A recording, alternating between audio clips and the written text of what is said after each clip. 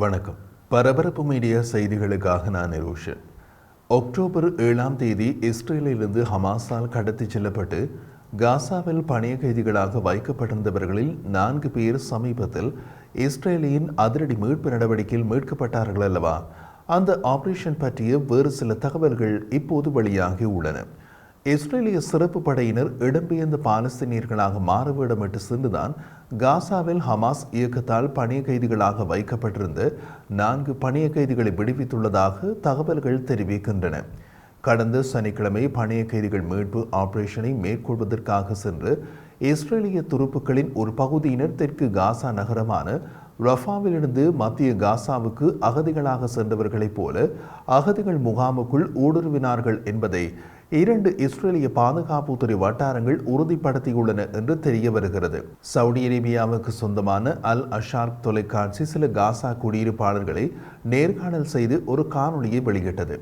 அதில் காசா குடியிருப்பாளர்களின் கூற்றுப்படி பணிய கைதிகளை ஹமாஸிடமிருந்து மீட்டு இஸ்ரேலிய அதிரடிப்படை டீமில் பெண்களும் இருந்தார்கள். ஆண் மற்றும் பெண் இஸ்ரேலிய துருப்புக்கள் பாலஸ்தீனிய அகதிகள் குடும்பங்களைப் போல வேஷமிட்டு மத்திய காசாவில் உள்ள நுஸ்ராத் அகதிகள் முகாமுக்குள் ஊடுருவியதாக கூறப்பட்டுள்ளது.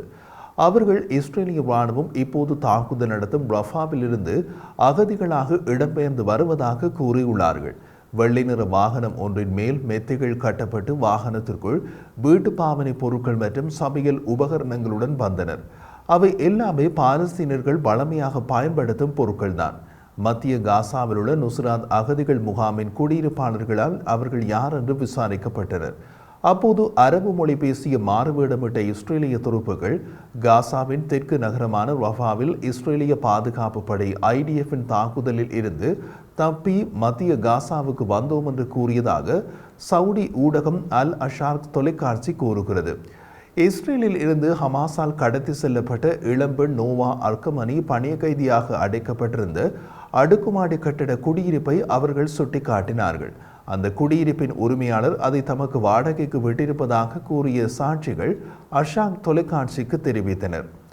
இது அந்த குடியிருப்புக்கு வெளியே காவலில் இருந்த ஹமாஸ் செயற்பாட்டாளர்களுக்கு குழப்பத்தை ஏற்படுத்தியது. அவர்கள் தமது தலைமையை தொடர்பு கொள்ள முயன்று கொண்டிருந்தார்கள்.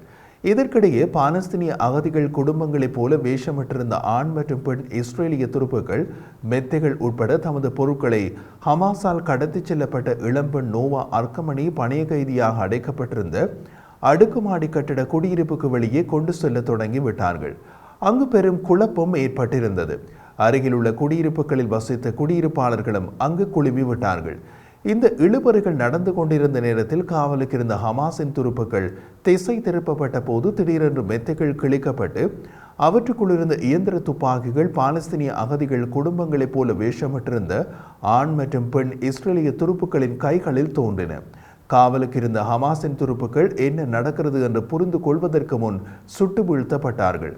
ஹமாஸால் கடத்தி செல்லப்பட்ட பணிய கைதியாக அடைக்கப்பட்டிருந்த இளம்பெண் நோவா அர்கமனி மீட்கப்பட்டார். ஹமாஸால் அடைத்து வைக்கப்பட்டிருந்த மற்ற 3 பணிய கைதிகள் அருகில் உள்ள ஒரு கட்டடத்தில் அடைத்து வைக்கப்பட்டிருந்தனர். ABC நியூஸுடன் பேசிய இஸ்ரேலிய வட்டாரங்கள் மாறுவேடத்தில் இருந்த துருப்புகள் தாங்கள் வசிக்க ஒரு இடத்தை தேடுவதாக கூறி அந்த குடியிருப்பை நெருங்கியதாக கூறினார்கள். BBC செய்தி ஒரு சாட்சியிடம் கூறிய போது இஸ்ரேலியர்கள் தளபாடங்கள் நிரப்பப்பட்ட ட்ரக்கில் வந்ததாக கூறியது இந்த தகவலை உறுதி செய்கிறது. திடீரென்று அதிலிருந்து சிறப்பு படைகள் வெளியே வந்து துப்பாக்கி சூடு நடத்தியதாக இசாம் ஜமீல் அரூக்கி BBC செய்தி நிறுவனத்திடம் தெரிவித்தார். சில இஸ்ரேலிய படையினரும் ஹமாஸ் துருப்புக்களை போன்று உடை அணிந்திருந்ததாக நேரில் கண்ட சாட்சிகள் CNN தொலைக்காட்சியிடம் தெரிவித்தனர். பணிய கைதிகளை மீட்டு இஸ்ரேலிய படைகளில் உயரடுக்கு யமம் பயங்கரவாத எதிர்ப்பு பிரிவினரும் அடங்குவர். இந்த படைப்பிரிவு ஹமாஸை எதிர்கொள்ள சிறப்பாக பயிற்சி பெற்ற படைப்பிரிவு. இவர்களுக்கு ஹமாஸின் நடவடிக்கைகள் மற்றும் தாக்குதல் உக்திகள் தெளிவாக தெரியும்.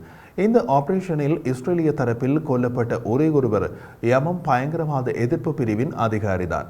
இஸ்ரேலின் எல்லை காவல்துறையின் ஒரு பகுதியாக இருக்கும் யமம் படைப்பிரிவு இஸ்ரேலிய பாதுகாப்பு படை IDFின் சிறப்பு படைகளால் பயிற்சி கொடுக்கப்பட்டது. இந்த மீட்பு நடவடிக்கையில் அமெரிக்க ஆதாரங்களின் உளவுத்துறையும் பயன்படுத்தப்பட்டது என்று தி நியூயார்க் டைம்ஸ் தெரிவித்துள்ளது.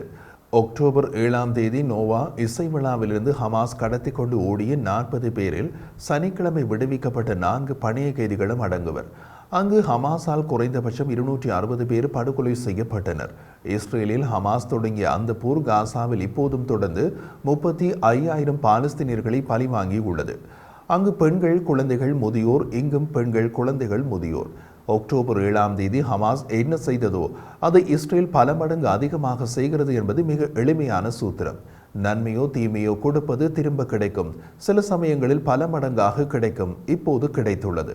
இதற்கிடையில் ஹமாஸ் நடத்தும் காசாவின் சுகாதார அமைச்சும் நுஸ்ராத் அகதிகள் முகாமில் இருந்தது குறைந்தது 274 பாலஸ்தீனியர்கள் இந்த நடவடிக்கையின் போது கொல்லப்பட்டதாக கூறியுள்ளது.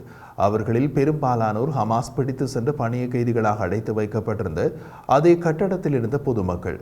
பொதுமக்களின் இறப்புக்கு யார் காரணம் என்பது அவரவர் சொந்த அறிவை பொறுத்தது. அக்டோபர் 7ஆம் தேதி ஹமாஸ் தொடங்கிய காசா போரில் மாறுவேடத்தில் சென்று தாக்குதல் நடத்துவது ஒன்றும் புதிதல்ல. ஜனவரி மாதம் மேற்கு கரையில் உள்ள ஜெனினின் உள்ள மருத்துவமனைக்குள் மருத்துவ உடையில் நுழைந்த இஸ்ரேலிய துருப்புக்கள் 3 பாலஸ்தீனிய துருப்புக்களை கொன்றனர். காசா மீட்பு சோதனையில் பயன்படுத்தப்பட்ட மாறுவேட யுக்தி இஸ்ரேலிய அரசில் த்ரில்லர் தொடர்பான ஃபவுடாவை எதிரொலித்தது.